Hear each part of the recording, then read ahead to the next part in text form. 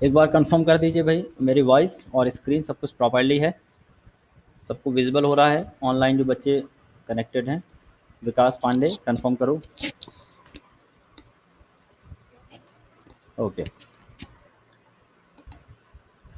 So in today's session basically we start some practice set of control statements. तो मैंने control statements में पिछली class में पढ़ा था सिंपल इफ। चलिए जल्दी फ्लैशबैक देखते हैं। Simple if, then if else, then else el if ladder and nested if. Okay, 4 parts हमने पढ़े।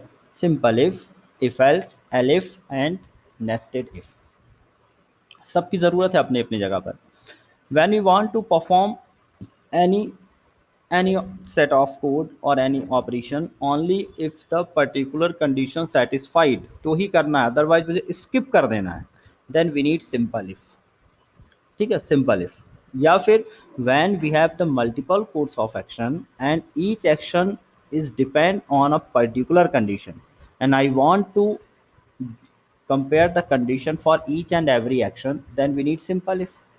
मैं चाहता हूं कि बहुत सारे मेरे पास कोर्स ऑफ एक्शन लिखे हुए हैं, लेकिन हर एक एक्शन के लिए कंडीशन स्पेसिफाई करनी है। बट कंडीशन ये कि सारे चेक भी होने चाहिए, तो हम क्या यूज़ करेंगे? Simple if, more than one if. ठीक है। बट इसी सिचुएशन को अगर हम समझें कि मेरे पास मल्टीपल एक्शन हैं, लेकिन कंडीशन ये है कि उनमें से कोई एक एग्जीक्यूट करना है जो कि सेटिस्फाइड होगा, फर्स्ट टाइम सेटिस्फाइड हो जाए उसी को एग्जीक्यूट करना है, then we need el if ladder. यहाँ भी मल्टीपल इफ होगा, लेकिन इफ के बाद एलिफ एलिफ एलिफ चलेगा। तो एलिफ और सिंपल इफ अगर मल्टीपल टाइम यूज हैं तो उन्हें बेसिक डिफरेंस ये रहेगा कि मल्टीपल इफ कमिन जितने कंडीशन सही हैं उतने सारे इफ चलाएगा, जबकि एलिफ में पहला जो इफ ट्रू मिलेगा उसके बाद के बाकी इफ को कंपेयर नहीं करेगा। ठीक है, ओके। देन आता है if else. If else when we have two course of action and we compulsory want to execute the next course if the given condition is false। अगर कोई कंडीशन फॉल्स होती है तो बिना किसी अदर कंडीशन को इवेलुएट किए आप कोई एक्शन चलाना चाहते हैं, तो then you need if else. ये वाला फैन चालू कर लो बेटा, वहां से एक स्विच है फर्स्ट कोने वाला। तो अगर हमने कहा कि भाई मुझे कोई एक्शन लेना है और अगर हमारा कंडीशन ट्रू नहीं है तो you have to take another action, then we need which if else. So if else में केवल एक कंडीशन होगी और एक अल्टरनेटिव ब्लॉक होगा। अगर कंडीशन ट्रू नहीं हुई तो सीधे क्या चलेगा? एल्स, जब कोई तीसरा विकल्प नहीं होता है। मान लीजिए आपने 12th कंप्लीट किया, ठीक है, आपने विकल्प रखा है कि अगर मुझे 80 प्लस मार्क्स आए तो मैं साइंस लूँगा, और नहीं तो कोई भी जो स्ट्रीम मिलेगी ले लूँगा। कोई तीसरा विकल्प नहीं, साइंस या फिर एनी स्ट्रीम। तो आपके ऊपर डिपेंड हो गया, 80 प्लस मार्क्स है तो साइंस लेंगे, नहीं है तो जो कॉलेज देगा वो लेंगे। लेकिन हमने इसमें विकल्प लगा दिया, अगर साइंस नहीं मिला तो फिर मैं पहले लूँगा आर्ट, आर्ट नहीं मिला तो मैं लूँगा कॉमर्स, नहीं मिला तो फिर होम साइंस, नहीं मिला तो ये। तो मैंने यहाँ पे बहुत सारी कंडीशन लगा दी, लेकिन लेना कोई एक ही है, लेना कोई एक ही है। तो फिर यहाँ पर एलिफ की बात आएगी, if then elif elif elif elif. Clear है? तो चलिए अब हम, और नेस्टेड इफ की बात तब आती है जब एक कंडीशन ट्रू होने पर, एक कंडीशन सही हो गई, again you want to check another condition, condition inside the condition, condition inside the condition. कैसे? मैंने कहा कि I am creating a program for the registration of the student. एक प्रोग्राम बना रहे हैं, ठीक है, बहुत बढ़िया प्रोग्राम बनाइए। फिर उसमें कंडीशन क्या लगाई? पहली कंडीशन ये लगाई कि जो भी स्टूडेंट रजिस्टर करेगा then it must have pass the 12th standard और मैट्रिक, मैट्रिक पास होना चाहिए। तो आपने पहली कंडीशन चेक कर ली कि हाँ अगर इसका कोर्स 12th पास है तो इसको आगे बढ़ाना है। अगर 12th पास है तो एक ने दूसरी कंडीशन आपने लगा दी, then it he must have more than 18 years. 12th pass हो प्लस कितने साल का हो? 18 प्लस का हो। एक कंडीशन पहले क्या चेक की मैंने कि 12th है कि नहीं है। अगर 12th है, अगेन मैंने एक कंडीशन चेक की कि वो 18 प्लस है या नहीं है। एक तीसरी कंडीशन और लगा दी कि नहीं ये तो सिर्फ फीमेल होनी चाहिए। तो अब ये एक के बाद एक कंडीशन चेक हो रही, कब? अगर एक ट्रू हो गई तो दूसरी, दूसरी ट्रू हो गई तो तीसरी, अदरवाइज एक भी काम नहीं करना। तो इसे हम कहेंगे कौन सी कंडीशन? नेस्टेड। तो nested come inside condition when we place any condition inside another condition. एक कंडीशन के अंदर मैं जब दूसरी कंडीशन रखूंगा तो उसे हम क्या कहेंगे? Nested condition. नेस्टेड इफ के अंदर भी आ सकता है या फिर नेस्टेड एल्स के अंदर भी आ सकता है। कंडीशन ट्रू है तो मुझे कंडीशन चेक करनी है, और अगर कंडीशन फॉल्स है तो भी कंडीशन चेक करनी है। तो इसके लिए मैंने कल एक स्ट्रक्चर बता दिया था। अब देखिए कुछ एग्जांपल्स हैं। पहला क्वेश्चन नंबर 1, हमने कहा input 2 numbers and find the square of smaller number. 2 number हैं, उसमें छोटे नंबर का स्क्वायर चाहिए। 2 नंबर में से किस नंबर का? चलिए मुझे बताइए कि यहाँ इफ एल्स सूट करेगा, सिंपल इफ सूट करेगा, एलिफ सूट करेगा?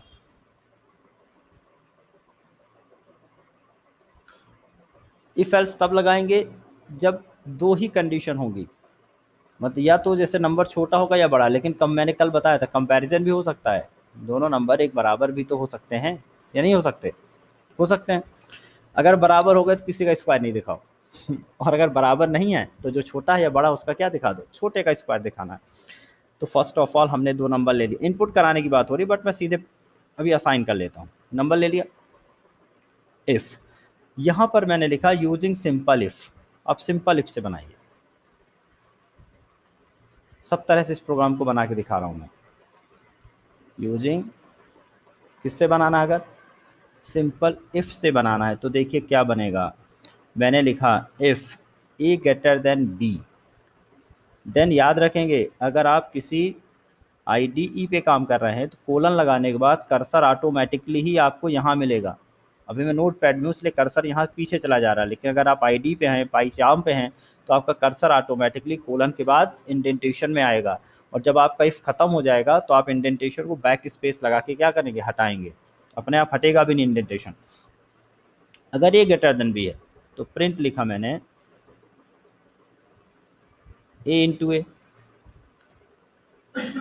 If sorry a less than b है, स्मॉलर नंबर का चाहिए ना, तो लेस देन मैंने लगाया।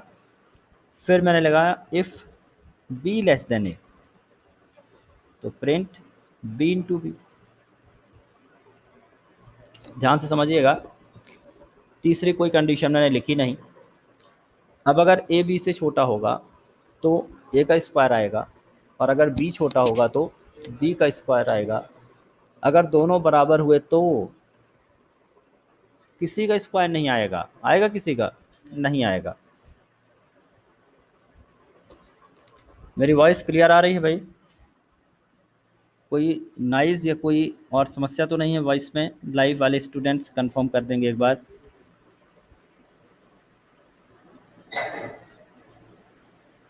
Okay okay, so here I am going to start PyCharm. हाँ, अभी अपना एक एडिटर है जो हमने डाउनलोड नहीं किया था उस दिन, कर रहे थे लेकिन कुछ एरर आ रही थी, उसको रिजॉल्व करके बताऊंगा मैं कौन सा। जुपिटर है ना, मैं करा दूंगा, टेंशन नहीं लेना। जुपिटर को इंस्टॉल करना है। एक्चुअली क्या सिस्टम में जो पाइथन का मेरा सेटअप डाला हुआ है वो थोड़ा सपोर्ट नहीं कर रहा है, तो या तो मैं पाइथन का अपडेट करूँ पहले फिर बताता हूँ आपको। तो चलिए, जब तक पाइचाम स्टार्ट होगा हम जल्दी से आईडीएलई स्टार्ट कर लेते हैं। आईडीएलई पे भी प्रोग्राम बना सकते हैं। फाइल में जाकर न्यू करना है, प्रोग्राम टाइप करना है, देन एग्जीक्यूट कर देना है। कर सकते हैं नहीं कर सकते हैं? कहाँ पे जाना होगा अनुश्री बताइए? फाइल, फाइल में न्यू फाइल, देन यहाँ पे आपने प्रोग्राम बना लिया, एंड उसके बाद प्रोग्राम को पहले सेव किया, और सेव करने के बाद आपने एग्जीक्यूट कर लिया। सेव किया मैंने, सपोज कीजिए if1 नाम से, देन आई एग्जीक्यूट। किसका स्क्वायर आ रहा है? पहले ए का स्क्वायर, ए का वैल्यू 2 था, 2 इंटू 2 आ रहा है, ठीक है। फिर मैंने यहाँ पर ए का वैल्यू कर दिया 20। अब किसका स्क्वायर आएगा? बी का। क्या आएगा? 16 आएगा 16। क्लियर है? फिर मैंने इसको कर दिया 20, इसको भी मैंने कर दिया 20। अब किसका स्क्वायर आएगा? किसी का नहीं आएगा। क्लियर है? इतनी बातें। चलिए, अगर मैंने इस प्रोग्राम को इफ एल्स से कर दिया होता तो क्या होता, मुझे सिर्फ आप आंसर बताएंगे। मैंने इफ हटा दिया और मैंने क्या लिखा? एल्स। अब मुझे बताओ इस प्रोग्राम का आउटपुट क्या आएगा? हाँ, लाइव वाले स्टूडेंट भी बताएं मुझे इसका आंसर कि अब क्या आएगा। किस वाले का स्क्वायर? ए का या बी का? बी का स्क्वायर आएगा। क्या ए लेस देन बी है? नहीं है, कंडीशन फॉल्स। और अगर कंडीशन फॉल्स हो गई तो एल्स चलना ही है। तो कभी कभी ये ठीक होता, कभी कभी गड़बड़ होता है। अभी के केस में स्क्वायर उसको नहीं दिखाना चाहिए, बट दिखाएगा। तो आपको लिमिटेशन जरूर पता होनी चाहिए प्रोग्राम की। तो ये प्रोग्राम या तो आप सिंपल इफ से बनाएंगे या फिर आप एल्सिफ लगाएंगे। एलिफ, एक से ज़्यादा कंडीशन लगाएंगे आप, अदरवाइज ये प्रॉब्लम आएगी। समझ में आ गया? ओके। ज़रूरी नहीं है। अगर आप एलिफ से बना रहे हैं, अगर आप इससे बनाएंगे तो here we will get the square of B, जो कि क्या होने वाला है? 400। इसको अगर मैं बनाऊं एलिफ, तो देखिए मैंने लिखा if A less than B, तो ए का स्क्वायर। एल्स नहीं लिखा मैंने, मैंने लिखा elif b less than a, तो किसका स्क्वायर? बी का स्क्वायर। या फिर मैंने कुछ लिखा ही नहीं। इस प्रोग्राम और इस प्रोग्राम को देखने में कोई अंतर नहीं आएगा, पहले वाले और आखिरी वाले को। अंतर सिर्फ ये है कि कंपाइलर की बचत हो रही है समय की, क्योंकि इफ़ कह रहा है कि हम पहले को भी चेक करेंगे और दूसरे को भी चेक करेंगे। समझना बात को। अगर ए लेस देन बी है तो ए का स्क्वायर तो निकाला, लेकिन वो चेक करने जाएगा क्या बी लेस देन सी ए है। जबकि एलिफ कहेगा कि हम उसे चेक ही नहीं करेंगे अगर पहली कंडीशन क्या मिल गई? ट्रू। तो समय की बचत होती है, इफिशियंसी बढ़ती है आपकी। तो डिपेंड करता है कि आपके प्रोग्राम में कहाँ क्या लगाना है। ऐसा नहीं कुछ भी लगाते गए, अरे चल तो रहा है सर, क्या क्या दिक्कत है, इसी से लगा लो। नहीं, जब बड़े प्रोग्राम होंगे, अब मान चलो 50 कंडीशन है और हमें पता है कि अगर एक कंडीशन पहली या दूसरी सही हो गई तो बाकी मुझे 48 तक चेक नहीं करनी है, तो यहाँ पर एलिफ काम करेगा। इफ से काम कर सकते हो, लेकिन इफ अननेसेसरी सभी को क्या करेगा? चेक करेगा। ठीक, क्लियर है? तो मुझे एलिफ लगाना चाहिए अगर सिचुएशन ऐसी बन रही है कि एक ही कंडीशन पे हमें काम करना है, तो देन अननेसेसरी आपको ज़्यादा इफ लगाने की ज़रूरत नहीं है। हाँ, अगर फॉल्स हुआ तो दूसरे पे जाएगा। क्या नहीं लिखा है? ठीक है, तो फिर वही बात, कोई नहीं है, एल्स नहीं मिला, कुछ नहीं आएगा आउटपुट। अगर कुछ भी नहीं, हाँ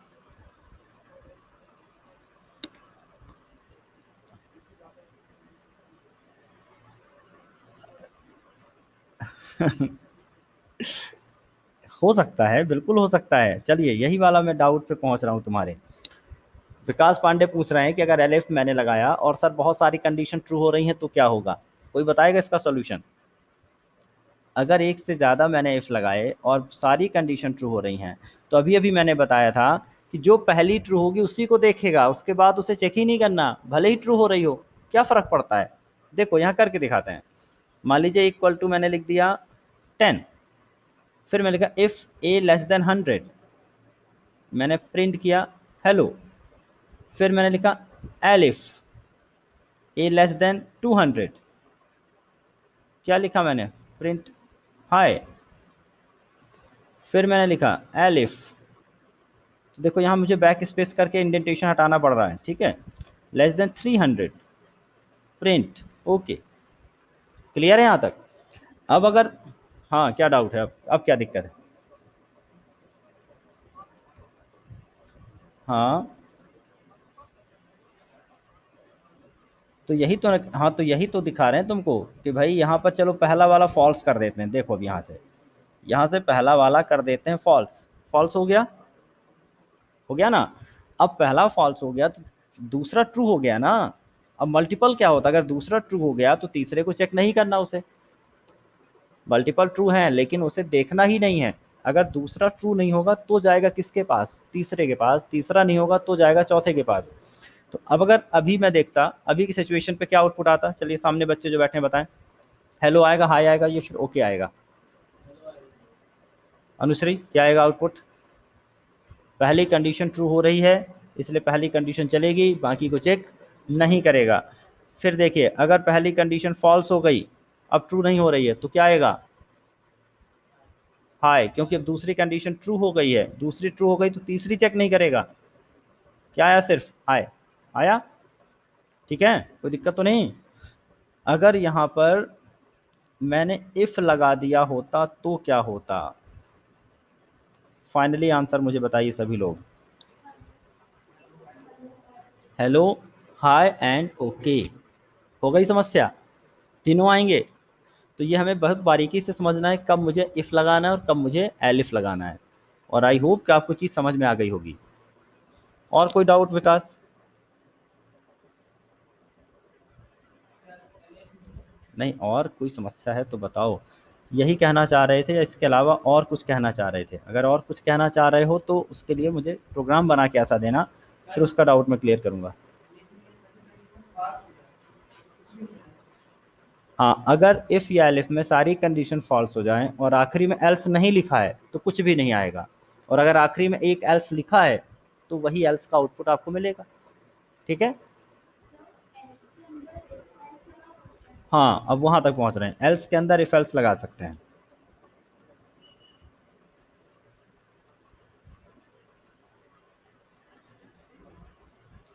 ये सारे प्रोग्राम इसीलिए कर रहे हैं ताकि इनको आप खुद भी करके देखेंगे। रिप्लेस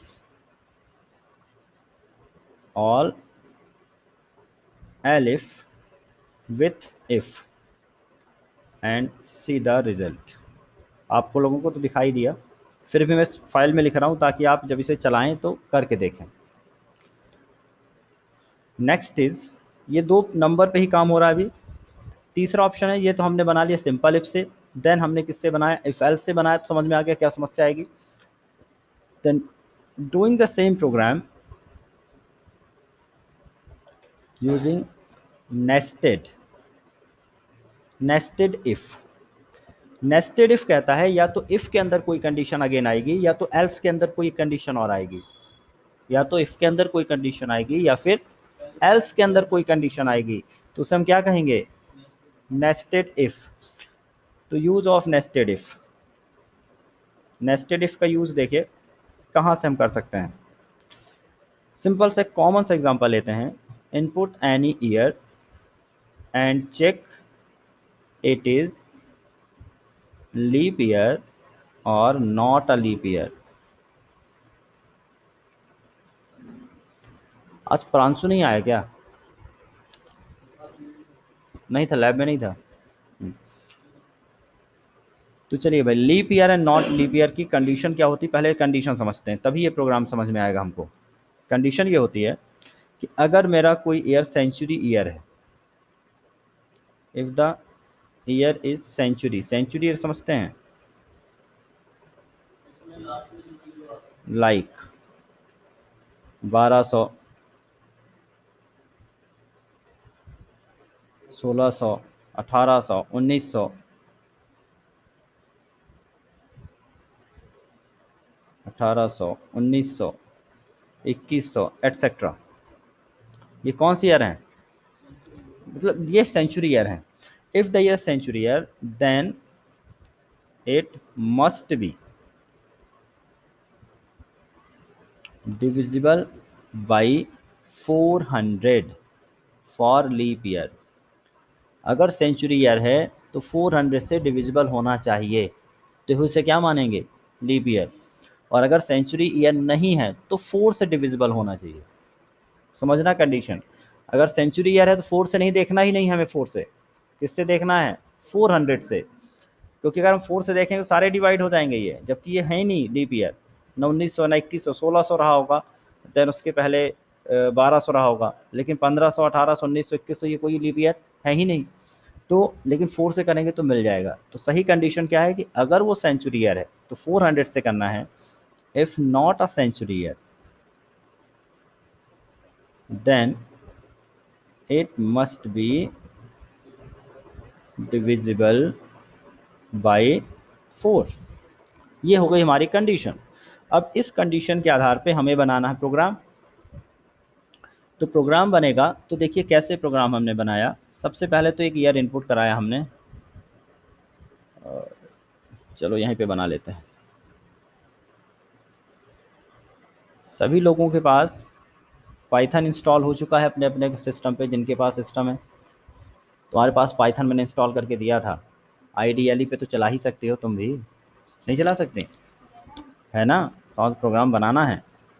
ये देखिए मैंने वेरिएबल या year equal to int input enter any year in Y Y Y Y. इसका मतलब है कि आप 4 अंकों में ईयर इनपुट करें। ओके, पहले क्या चेक करना? Century year. सेंचुरी ईयर मतलब 100 से डिविजिबल होना चाहिए। और जब भी डिविजिबिलिटी चेक करनी है तो you have only one operator, modulus operator. ठीक है, मॉड्यूलस सुना है? Modulus operator. So if year modulus 100 equal to 0, 100 से अगर डिवाइड होता है मतलब अगर रिमाइंडर 0 आता है तो मुझे चेक करना है कि ईयर मॉड्यूलस किससे 400 से 0 होगा। अगर 400 से 0 है, कल मैंने एक ऑप्शन और समझाया था कि अगर एक सिंगल लाइन है तो आप सामने लिख सकते हैं, लिख सकते हैं लीप ईयर। एल्स, ये किस वाले का एल्स बताओगे? बाहर वाले इफ का है या अंदर वाले इफ का है? अंदर वाले इफ का है। मतलब अगर सेंचुरी ईयर तो है लेकिन 400 से डिविजिबल नहीं है, अगर वो 400 से डिविजिबल नहीं है तो नॉट अ लीप ईयर, उसको 4 से चेक करने की ज़रूरत नहीं है। अब आएंगे हम बाहर, तो बैक स्पेस दबा के पीछे गए और else, this is the L's of if statement. कौन से वाले इफ का? आउटर वाले का। इस एल्स पे कब आएगा हमारा कंट्रोल? अगर पहली कंडीशन हो जाएगी गलत, अगर 100 से डिविजिबल नहीं होगा तो चला जाएगा एल्स में, और एल्स में जाएगा तो क्या सीधे बोल देंगे लीप ईयर है? नहीं, तो भी तो चेक करना है। क्या चेक करना भाई? कि वो 4 से डिविजिबल है कि नहीं। तो इस एल्स के अंदर again we have to check the condition. अगर वो 100 से डिविजिबल नहीं है तो check is it divisible by 4। अगर डिविजिबल बाई 4 है तो अगेन मुझे क्या लिख देना है? वही का वही line, leap year otherwise not a leap year. मैंने कॉपी किया, पेस्ट कर दिया। इंडेंटेशन का ख्याल रखना है। अगर मैंने यहाँ पे सामने नहीं लिखा होता तो एंटर करके लिखता, तो इस इफ़ के बाहर अंदर एक इंडेंट लगाकर, मतलब ये वाला प्रिंट इस इफ़ के नीचे मत ला देना, इफ़ के अंदर रहेगा क्योंकि ये इस इफ़ का पार्ट है। इंडेंटेशन हर बार बदल जाएगा, जब भी कोलन लगेगा तो उसके अंदर वो अंदर की तरफ इंडेंट बढ़ता जाएगा, और जब भी आपको बाहर आना तो बैक स्पेस से आप इंडेंट कम करते चले जाएंगे। ठीक है, अब ये बना सही प्रोग्राम और बिल्कुल परफेक्ट प्रोग्राम है। नेस्टेड इफ़, आप देख रहे हैं इफ़ के अंदर इफ़ दिख रहा है और एल्स के अंदर भी इफ़ दिख रहा है। Now execute this program and see the output. देखिए मैंने लिख दिया 2100, क्या कह रहा है? नॉट अ लीप ईयर, क्योंकि सेंचुरी ईयर के हिसाब से वो 400 से कन्वर्ट करके देखेगा, डिवाइड करके देखेगा। 1600 क्या बन गया? Leap year. 2020, 2020 क्या सेंचुरी ईयर है? नहीं है। किससे देखेगा? 4 से, लेकिन 4 से डिविजिबल होगा तो क्या बन जाएगा? ये लीप ईयर। और 2018 है क्या? तुम लोग बताओ मुझे, है कि नहीं है? फिर मैं एंटर करूँगा। 4 से डिवाइड करके देखो ना, नहीं है, not a leap year. So this is the perfect example of nested if.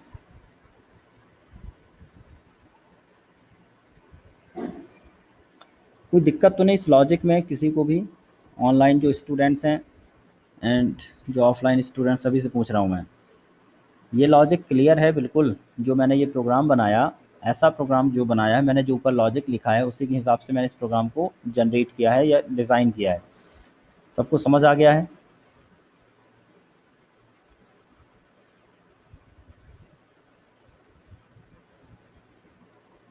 Connection cut गया क्या मेरा? कोई आवाज़ नहीं आ रही इधर से? आ रहा है? ठीक है, ओके, आगे बढ़ते हैं। चलिए, एक सिचुएशन में दे रहा हूँ और आपको बताना है कि इसमें कौन सा फिट बैठेगा। Input marks of 5 subjects, find the total and percentage. Now show the division based on the percentage of student। 5 marks input कराने हैं, देन मुझे टोटल निकालना है, परसेंटेज भी निकालना है और डिवीज़न निकालना है। यहाँ तक तो लीनियर प्रोग्राम बनेगा, कोई कंडीशन की बात ही नहीं है। जब परसेंटेज निकल आया, अब आपको उस परसेंटेज को देखकर क्या प्रिंट करना है, डिवीज़न। डिवीज़न के लिए मैं यहाँ लिख देता हूँ कि अगर परसेंटेज अगर ग्रेटर देन इक्वल टू 33 है and less than equal to कहाँ तक है, 44 तक, तो इसको क्या दिखाना है, थर्ड डिवीज़न। एंड 45 से लेकर 59 तक कौन सा डिवीज़न दिखाना है, सेकंड डिवीज़न। एंड 60 प्लस अगर है, 60 प्लस से ऊपर है तो क्या दिखाना है, फर्स्ट डिवीज़न। और लेकिन लेस देन 33 है तो क्या दिखाना है, फेल दिखाना है। तो मुझे बताओ किस कंडीशन के लिए मल्टीपल इफ़ लगाना ठीक है या एल्स इफ़ लगाना ठीक है।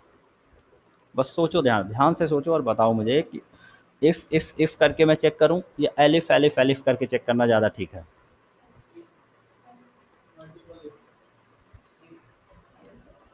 हाँ, जो लाइव बच्चे हैं वही बताएं मुझे क्या ज़्यादा सही है। आपको क्या लगता है, एलिफ, आपको क्या लगता है इफ़, आपको क्या लगता है इफ़, तुम्हें क्या लगता है multiple if. Multiple if in आधे बच्चों को लग रहा है, देखते हैं ऑनलाइन वाले बच्चों को क्या लग रहा है। ऑनलाइन में कोई कमेंट आया है क्या, एलिफ, एलिफ, ठीक है। संचिता कह रही हैं एलिफ लगेगा। विकास तुम्हें क्या लगता है, क्या लगना चाहिए यहाँ, इफ़ या एलिफ।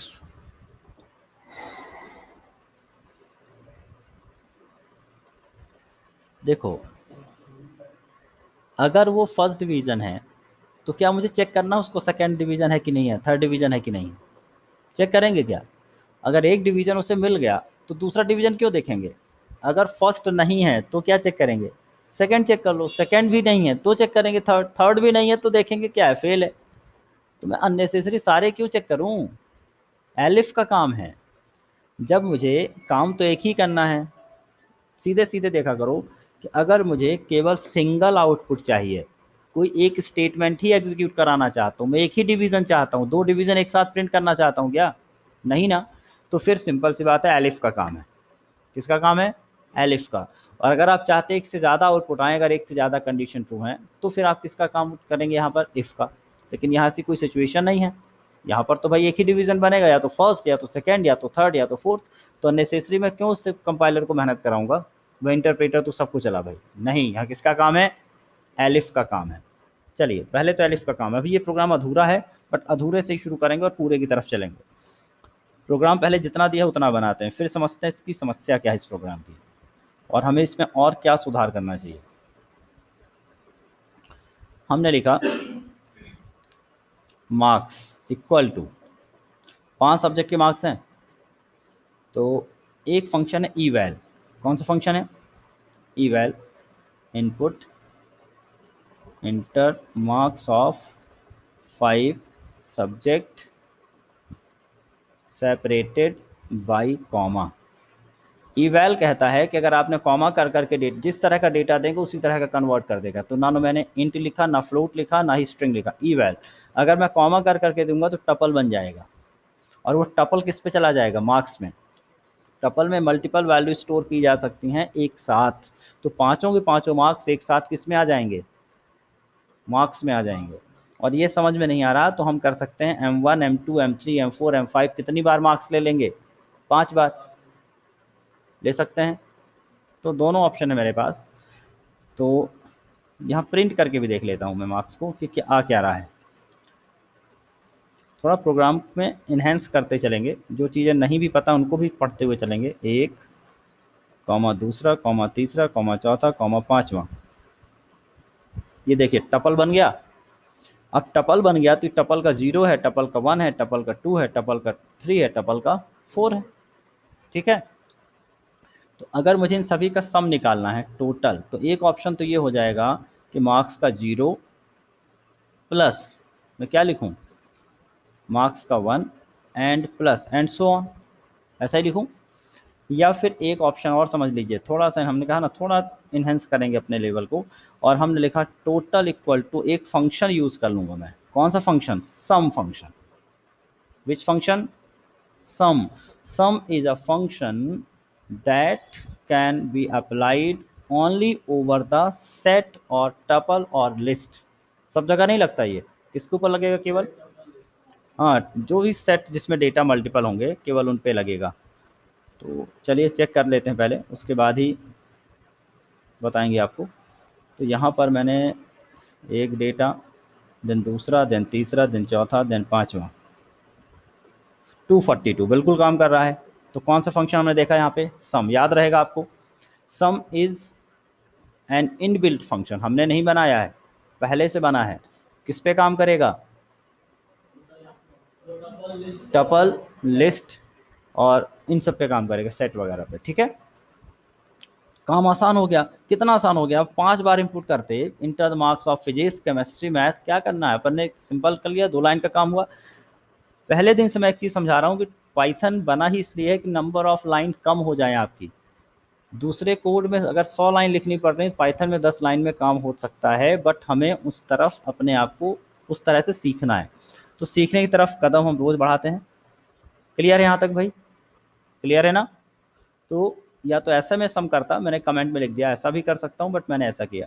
टोटल निकाला है, टोटल निकाला है तो आपको क्या निकालना? परसेंटेज। तो मैंने लिखा percentage equal to total into 100 divided by 500, या टोटल डिवाइडेड बाई 5.0।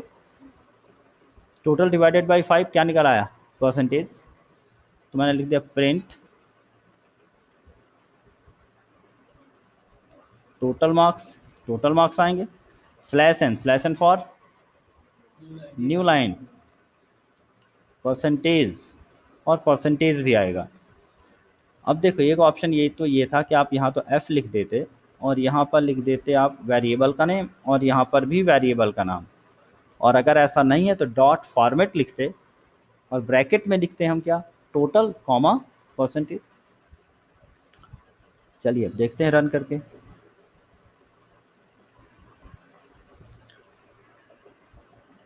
पहला मार्क्स, दूसरा मार्क्स, तीसरा, चौथा एंड पांचवा, 5 नंबर हो गए।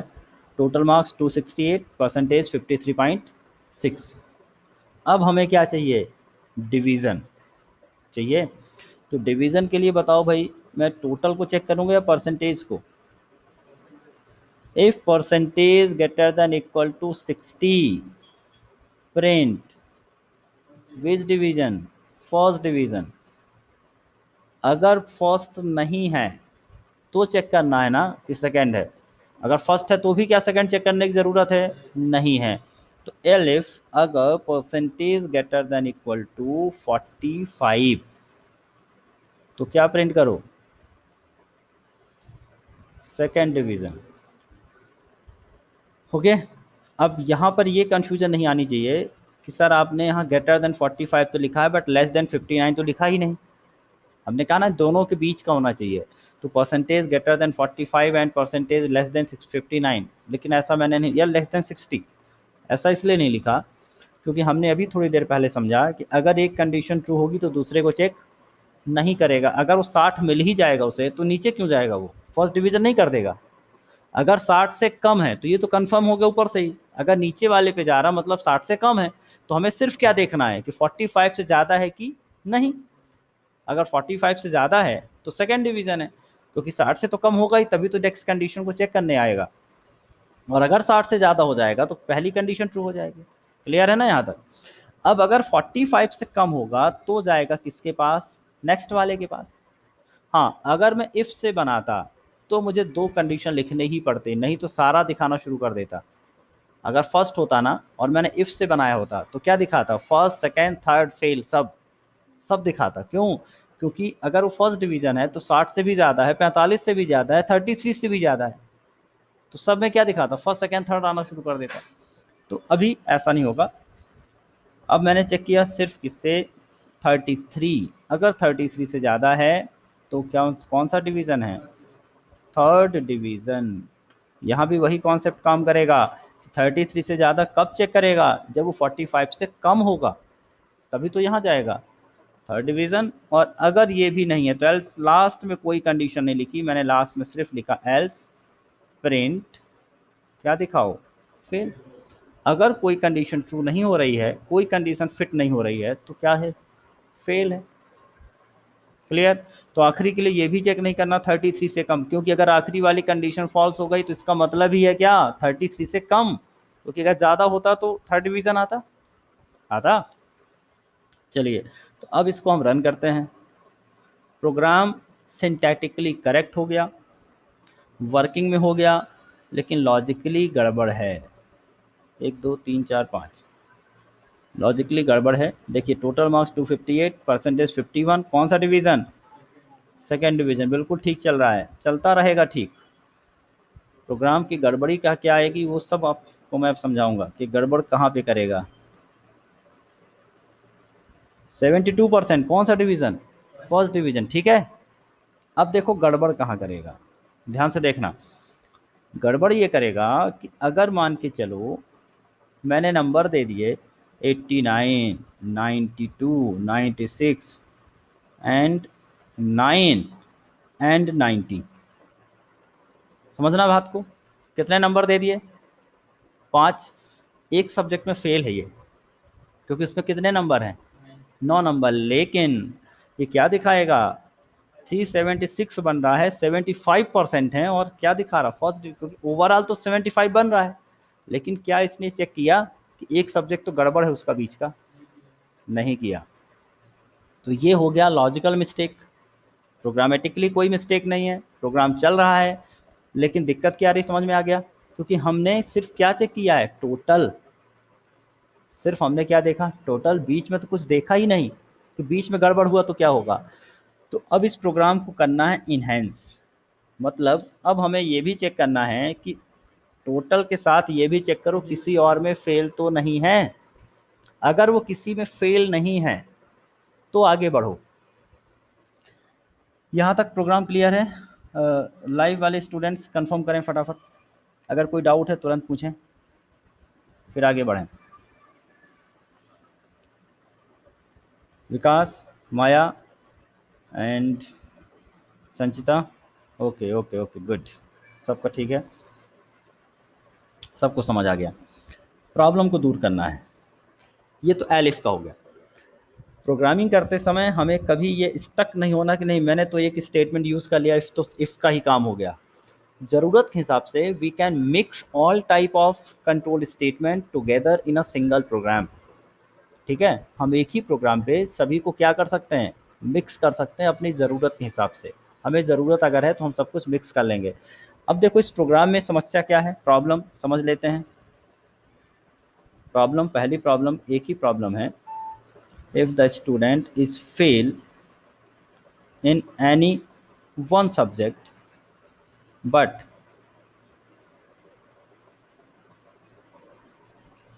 still this program will show the division if percentage greater than, क्या है, अगर फेल्ड भी है लेकिन अगर वो परसेंटेज ओवरऑल उसका 33 से ज़्यादा जा रहा है तो वो स्टिल ये क्या प्रिंट करेगा, डिवीज़न। जबकि क्या प्रिंट होना चाहिए, whereas failed should be printed. Print तो फेल होना चाहिए ना।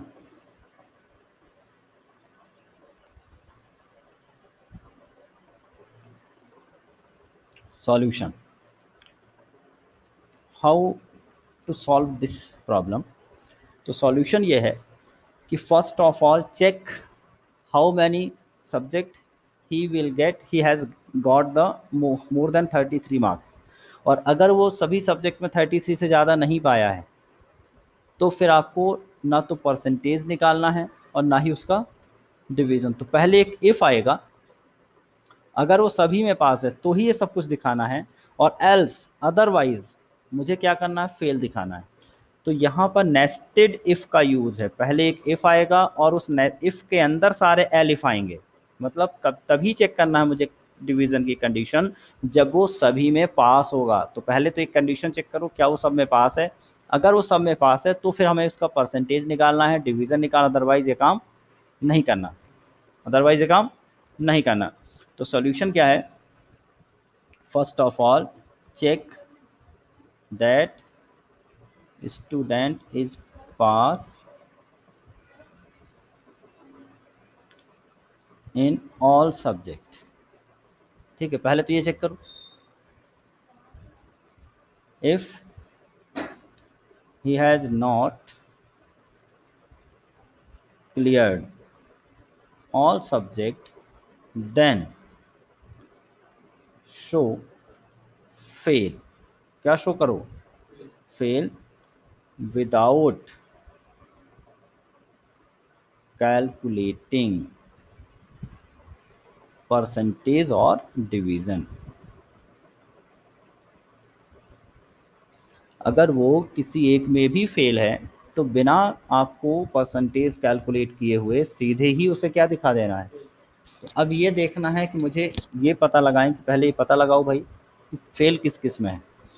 अब फेल किस किस में है ये देखने के लिए ज़रूरत पड़ गई अब सिंपल इफ़ की।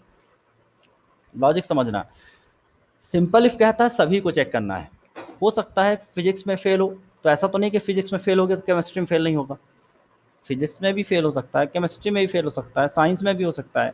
और ये भी नहीं कि फिजिक्स में फेल नहीं है तो केमिस्ट्री में भी फेल नहीं होगा।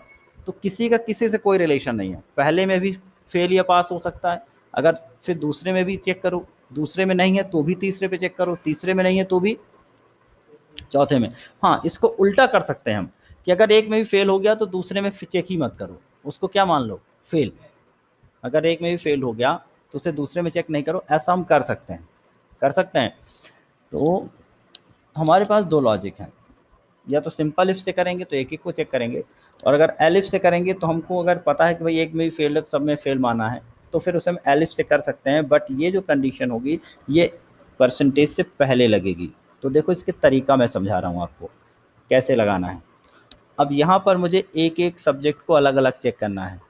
सब्जेक्ट्स तो आ गए मार्क्स में, मार्क्स के 0 पर एक है, अभी मैंने लूपिंग नहीं पढ़ाई है, लूपिंग जब पढ़ाऊँगा तो आपको ये वर्क और आसान हो जाएगा। जैसे जैसे चीज़ें हम पढ़ेंगे आसानी बढ़ती जाएगी। बच्चे क्या सोचते हैं कि यार आगे आगे पढ़ रहे हैं तो कठिन होता जा रहा है, पहले तो ये दिमाग से हटा देना। आगे पढ़ेंगे कम्प्लेक्सिटी बढ़ेगी कोडिंग की, लेकिन चीज़ें आसान करने के लिए हैं। जब आप बड़े प्रोग्राम बनाते हैं तो आपको ज़रूरत पड़ती है कि काश ऐसा कुछ होता कि हमको इतनी बार नहीं लिखना पड़ता। तो हमें पहले चेक करना है, देखिए मैं एक तरीका, पहला तरीका दिखा रहा हूँ, मेथड 1 से कर रहा हूँ मैंने यहाँ पर ले लिया सब्जेक्ट इक्वल टू भी क्या लिख दिया 0, या फिर मैंने लिख दिया फेल सब्जेक्ट, एक वेरिएबल ले लिया जिसकी वैल्यू क्या कर दी 0। इफ अगर मार्क्स ऑफ 0, 0 मतलब 0 वाले पर, 0 मतलब समझ रहे हो ना, टपल के 0 वाले पे जो मार्क्स है उसको हम क्या मान रहे हैं, मार्क्स ऑफ 0। और अगर आपने अलग अलग वेरिएबल लिए होते ए बी सी डी तो आप इफ़ ए चेक करते, इफ़ बी चेक करते, इफ़ सी चेक करते, वो आपके ऊपर है कि आपने क्या लिया हुआ है। अगर मार्क्स ऑफ 0 लेस देन क्या है 33, तो मैं लिख दिया fail subject plus equal to 1। Plus equal to बताएगा मुझे कोई क्या होता है, उसी फेल सब्जेक्ट में जाके एक जोड़ दो, फेल सब्जेक्ट में जाकर एक जोड़ दो। अगर मान लो पहले में फेल हो गया, फेल सब्जेक्ट की वैल्यू 0 थी तो क्या हो जाएगी 1। फिर अगर चलो इस पे फेल नहीं है, दूसरे पे चेक करो, अगर ये 1 वाले पे फेल है तो भी इस +1 करना है, इधर में कोई चेंज नहीं है। अगर ये पहले पे नहीं दूसरे पे फेल है तो भी उसमें एक फेल कर लो। अगर ये तीसरे पर फेल है, 0 1 2 3 4 हो गए 5 सब्जेक्ट, तो जितने में फेल्ड होगा उतने ही प्लस हो गए होंगे किस वाले पर, इस वेरिएबल में। अगर वो 3 सब्जेक्ट में फेल होगा तो फेल सब्जेक्ट की वैल्यू 3 हो जाएगी। अगर 2 में फेल होगा तो फेल सब्जेक्ट वाले वेरिएबल की वैल्यू 2 हो जाएगी। अगर वो चारों पे फेल होगा तो फेल सब्जेक्ट वाले की वैल्यू 4 हो जाएगी। 5 में फेल है तो फेल सब्जेक्ट की वैल्यू क्या हो जाएगी, 5 हो जाएगी। क्योंकि जो भी कंडीशन ट्रू होंगी उसी टाइम पर ये +1 उस पर क्या करता जाएगा, ऐड करता जाएगा।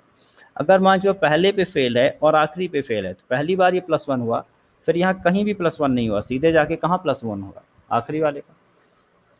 चलिए अब मैंने यहाँ पर, अब यहाँ ध्यान से देखना, जो भी वैल्यू पे आई होगी वो किस वाले वेरिएबल पे आई होगी, फेल सब्जेक्ट में आ गई। अब यहाँ कंडीशन मैंने इफ एल्स लगाया। इफ अगर fail subject, fail subject equal to 0, अगर फेल सब्जेक्ट एक भी नहीं है, मतलब अगर वो सब में पास है, तो ये सारी कहानी करनी है जो मैंने लिखा है। अगर ये उल्टा कर लो, अगर fail subject not equal to 0, अगर fail subject not equal to 0 है, देखो 0 का मतलब है कि एक भी फेल नहीं है, लेकिन 0 नहीं है इसका मतलब किसी ना किसी में फेल हो गया, किसी ना किसी में फेल हो गया। तो अगर 0 नहीं है तो यहाँ प्रिंट करो student has been failed in how many subject. ये किसको पता है, ये फेल सब्जेक्ट को पता है, तो यहाँ पे वेरिएबल लिख दिया मैंने फेल सब्जेक्ट सब्जेक्ट्स। कैसा लिखा हुआ आएगा, student has failed in 4 subject, student has failed in 5 subject. ठीक है, इस तरह से लिखा हुआ आएगा। जहाँ पर मैंने वेरिएबल लिखा है, यहाँ पर उस वेरिएबल की वैल्यू आएगी कब, अगर वो 0 नहीं है। 0 कब नहीं होगा, अगर किसी में 33 से कम आ गए होंगे तो 0 नहीं होगा, क्योंकि +1 हो जाएगा। अगर एक में भी 33 से कम नहीं आए तो एक भी कंडीशन नहीं ट्रू होगी, एक भी कंडीशन ट्रू नहीं होगी तो एक भी बार +1 नहीं होगा, एक भी बार +1 नहीं होगा तो फेल सब्जेक्ट की वैल्यू क्या रहेगी, 0। तो एल्स लगाया, एल्स अगर ऐसा नहीं है तो ये सारा कोड जो मैंने नीचे लिखा है, ये सारा कोड तब चलेगा अगर वो एक में भी फेल नहीं है, तो फिर ये सारा चलने दो। तो उसका टोटल निकालो, परसेंटेज निकालो और उसका परसेंटेज फर्स्ट सेकेंड या थर्ड प्रिंट करो। यहाँ एल्स का कोई काम नहीं है, क्योंकि एल्स तो पहले ही कर चुके फेल। अगर एक में भी 33 से कम नहीं है तो गारंटी है कि फेल तो होगा ही नहीं वो, इसलिए इस वाले एल्स का कोई काम लगा है, लगा रहने दो, दिक्कत नहीं है, बट अब इसकी ज़रूरत नहीं है। अब थोड़ा ध्यान से देखना, यहाँ पर मैंने प्रोग्राम को रन किया, मैंने पहली वैल्यू दी 25, ठीक है, पहले में ही फेल हो गया वो, दूसरी तीसरी, तीसरी फिर गड़बड़ कर दी, तीसरी नहीं कर, चौथी गड़बड़ करते हैं, 30 एंड 85, 5 नंबर हो गए।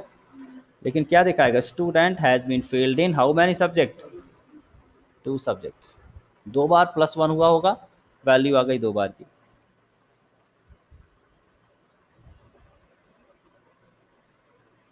ठीक है, समझ में आ रहा है। तो पहले हमने एक सिंपल इफ लगातार लगाया, सिंपल इफ से हमने एक वैल्यू जनरेट की, उसके बाद इफ एल्स लगाया और उस इफ एल्स में भी नेस्टेड लगा दिया। एल्स वाले पार्ट में मैंने किसकी कंडीशन लगा दी, कौन सी वाली, परसेंटेज की, और इफ वाले पे मैंने फेल की लगा दी। उल्टा कर दो, अगर इक्वल टू 0 लिख दो यहाँ पर तो ये उसके ऊपर चला जाएगा और एल्स में क्या आ जाएगा, फेल। उल्टा कर सकते हैं ना, कि मैंने कहा अगर फेल सब्जेक्ट 0 हैं तो ये सारा टोटल वोटल निकालो, और नहीं तो ये वाला मैसेज दिखाओ, तो हम ऊपर नीचे कर सकते हैं। ठीक है, तो एक तरीका तो ये हो गया। इस तरीके में किसी को कोई समस्या, लाइव वाले स्टूडेंट्स कंफर्म करें, कोई दिक्कत तो नहीं है।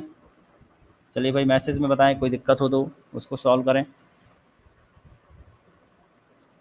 ओके, सब सब बिल्कुल ओके दिखा रहे हैं, मतलब सबको समझ में आ गया। पहला सॉल्यूशन, सॉल्यूशन पहला क्या कहता है, पहले आप काउंट कर लीजिए अलग अलग इफ लगाकर। तो देखिए कितने इफ यहाँ पे यूज हुए, कोई मुझे बताएगा।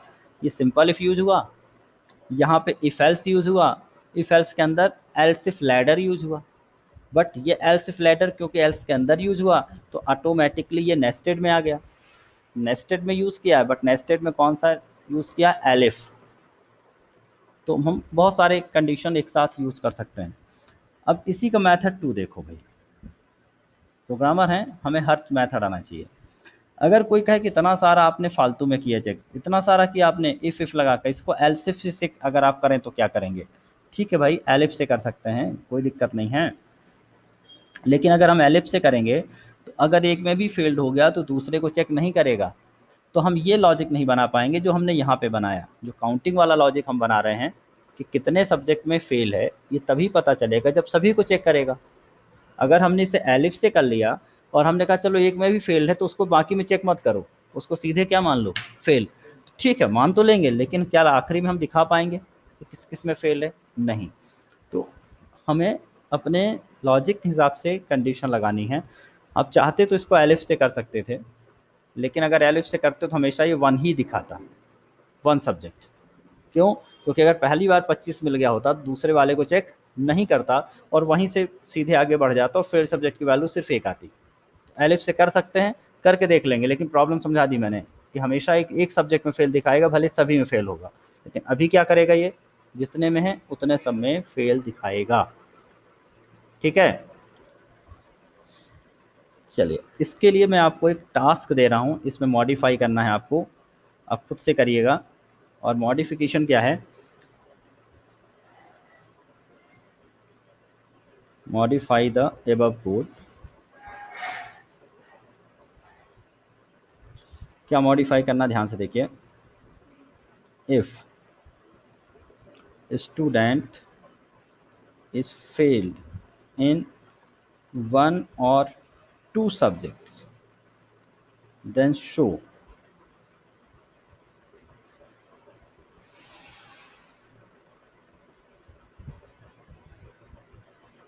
then show supplementary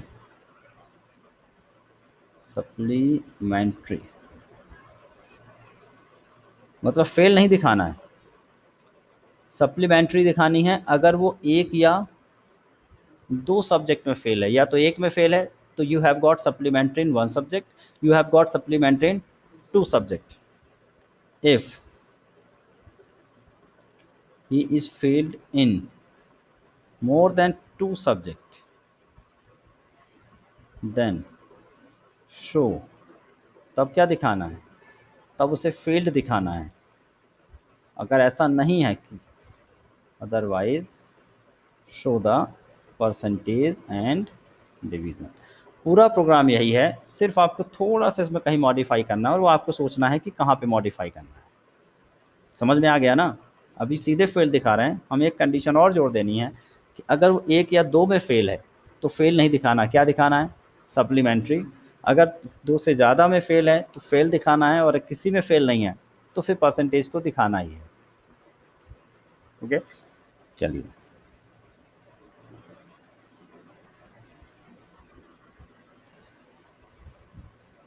कंडीशंस हमने देख ली हैं, लीप ईयर हमने देख लिया। अब इसके अलावा जो सिंपल प्रोग्राम है आप इफ से करेंगे, जो हमने पहले दिए थे। जैसे कोई नंबर इवन और चेक करना है, आप इफ से करेंगे। आपका देखना है वोटिंग एलिजिबिलिटी, आप किससे देखेंगे? इफ एल्स से। पॉजिटिव या निगेटिव नंबर है, ये भी आप इफ एल्स से कर सकते हैं। If number less than 0 print किया पॉजिटिव, नहीं तो नेगेटिव। कुछ हमने कल की क्लास जो भेजी थी, नोट्स भेजा था आपको, नहीं भेजा था, उसमें क्वेश्चंस थे। क्वेश्चंस ये थे कि उसमें 5 क्वेश्चन थे कल वाली नोट्स में, और ये देखना है कि क्वेश्चंस आपको सॉल्व करने हैं। किसी ने कोशिश की सॉल्व करने की, हो सकता है आज हमने करा ना दिए हों वही क्वेश्चन। एक मिनट देख लेते हैं कल हमने क्या क्या भेजा था।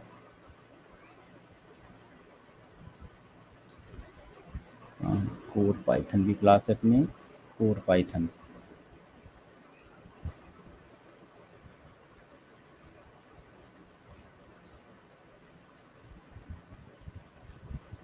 ये सारा लिखा हुआ है यहाँ पर। एक असाइनमेंट, सिंगल इफ सूट, ये सब पढ़ लिया करो। कुछ कुछ चीज़ें ऐसी रहती हैं, कई बार नोट्स में नज़र आ जाती हैं। अगर मान लो हम कोई स्किप कर गया, कोई चीज़ हम भूल गए बताना, तो नोट्स में सब मिल जाएगा। वैसे कुछ भूलते नहीं, फिर भी नोट्स पढ़ा करो, ये सब लिखा हुआ है। देखिए, चेक लीप ईयर हमने करा ही दिया। Write a Python script to input 3 numbers and check the big number using nested if. 3 number में से बड़ा नंबर निकालना है। पहले ए को बी से कंपेयर किया, फिर बी को सी से किया, या ए को बी और सी से किया कंपेयर। या आपको लॉजिक खुद बिल्ड करना है इसका, मैं नहीं बताऊंगा, मैं अगली क्लास में डिस्कस करूंगा। Write a Python script to enter marks of 5 subject and student show the number of subject he has scored more than, ये वाला बना लेंगे। अभी अभी जैसा किया था, अभी हमने देखा था स्कोर कर रहा 33 से कम तो फेल्ड वाला काउंट कर रहे थे। यहाँ पे आप डिक्टेशन वाला काउंट कर लेंगे, 80+ है तो कर लेंगे उसी प्रोग्राम को देखकर। enter marks of 5 subject any student, show the percentage and division of student if he has scored more than 40 marks in all subject। अभी हम 33 को माना था, आप किससे कर लेंगे, 40 से कर लेंगे। चलिए बहुत बढ़िया, ये तो सिंपल प्रोग्राम है। इसके बाद जो प्रोग्राम आपके सामने आ रहे हैं उन पे नज़र डालिए, जो कि अगला जो आपका असाइनमेंट मिलने वाला है अगली क्लास के बाद, अगली क्लास में दूंगा, क्योंकि अभी मैंने जो कराए हैं उनको करना है। और यहाँ एक दो प्रोग्राम है 3 नंबर में से बिग नंबर निकालने का, वो करना है आपको। और हम देखते हैं कि असाइनमेंट कौन सा आपके सामने आएगा, उसका डिस्कशन कर लें। कोई ऐसा क्वेश्चन ना हो जो आपसे ना बने, तो उसको पहले ही डिस्कस कर लें हम। पाइथन एंड असाइनमेंट,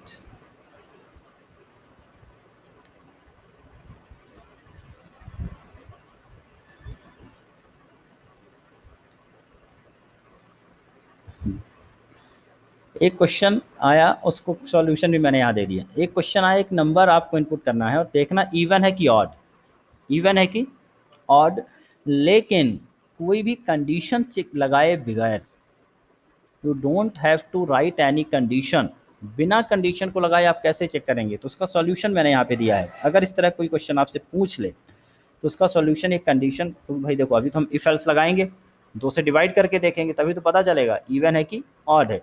बट 2 से डिवाइड वाला मतलब नहीं, मतलब है कंडीशन का कि कहीं आप इफ़ नहीं लगाया हो, कहीं भी आपने इफ़ नहीं लगाया, उसको हम कहते हैं विदाउट कंडीशन स्टेटमेंट। तो ध्यान से इस प्रोग्राम को समझिए, बिल्कुल आसानी समझ में आ जाएगा। आंसर मैंने एक लिया वेरिएबल, जिसको मैंने लिस्ट बनाया, जिसमें 2 वैल्यू स्टोर कर दी, ऑड एंड इवन। आंसर में क्या स्टोर कर लिया, 0 इंडेक्स पे क्या है ऑड, 1 इंडेक्स पे क्या है इवन। क्लियर है, 0 इंडेक्स पे ऑड, 1 इंडेक्स पे इवन। मैंने कोई नंबर इनपुट करा लिया, सपोज करें 5 ले लिया, और मैंने प्रिंट कर दिया आंसर में से, ब्रैकेट में देखिए क्या लिखा है, इंट। इंट लगाने की ज़रूरत तो नहीं है, इसको मैं करके दिखा दूँ ना तो ज़्यादा क्लियर होगा। ये वाला प्रोग्राम आई थिंक मैं कर चुका हूँ। आंसर इक्वल टू, या मैंने लिखा मैसेज इक्वल टू, एक में मैंने लिख दिया ऑड और एक मैसेज ले लिया मैंने कौन सा, इवन। और यहाँ पर ए इक्वल टू कोई भी नंबर ले लिया और मैंने प्रिंट किया। मैसेज में से किसको प्रिंट करो, A/2 को प्रिंट करो या A mod 2 को प्रिंट करो, बस इसको प्रिंट करो। अगर A की वैल्यू 4 होगी तो A mod 2 0 आएगा, 6 होगी तो 0 आएगा, और A mod 2, तो इसको मैं इवन ऑड ऐसा लिख देता हूँ। अब यहाँ से थोड़ा सा समझिएगा, अभी A की वैल्यू 5 है, A mod 2 करो, क्या मिला, रिमाइंडर क्या मिला, ये देखो 1 मिला, तो मैसेज ऑफ 1 हो गया, इसकी वैल्यू 1 हो गई, तो MSG ऑफ 1, मैसेज ऑफ 1 पे क्या स्टोर है, ऑड, तो मैसेज आ जाएगा ऑड, मैसेज आ जाएगा ऑड। ये देखिए क्या आ रहा है, ऑड आ रहा है, आ रहा है। फिर हमने देखा, इतना बड़ा कैसे हो गया, एक मिनट इसको थोड़ा छोटा कर लूँ मैं।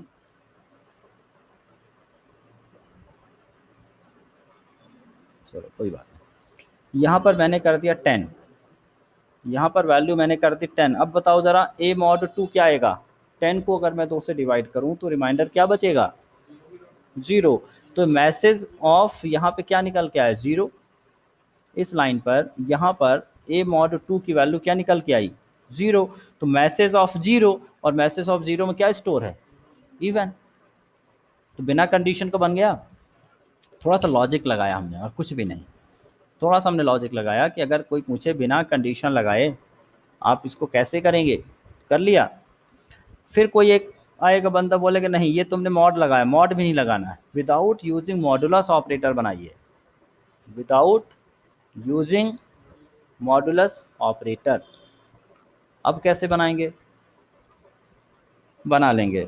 देखो एक लॉजिक और बता दूं, अगर किसी नंबर को हम हाफ करें, 2 से डिवाइड करें और वापस 2 से मल्टीप्लाई कर दें और वही का वही नंबर आ जाए तो इवन होगा।